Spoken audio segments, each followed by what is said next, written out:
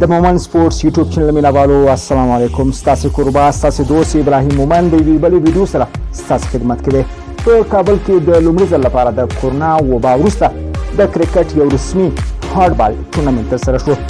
په دغه ټورنمنټ کې د کرکټ ملي لوبډلې کومو لوبغاړو برخه اخیستې وه او کومو لوبډلو پکې ګډون درلوده او اخر کې د دې لوبو د اتلولۍ جام کومې لوبډلې پورته کړ.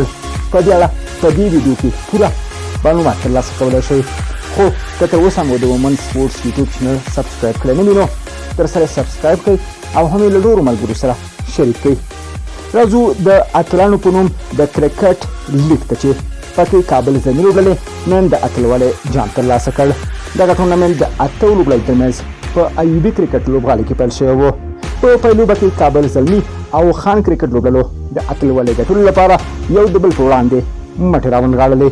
په پیلوبه کې کابل زلمي لوبډلې د رحمان الله ګربز د 93 منډو په مټ 255 منډې جوړې کړې چې په ځواب کې خان لوبډلې ونکړلی شو دغه هدف ترلاسه کړي. د ټورنمنټ په پای کې رحمان الله ګربز د ټورنمنټ د سټایلش اننګز یا لوبې جایزه ترلاسه کړه.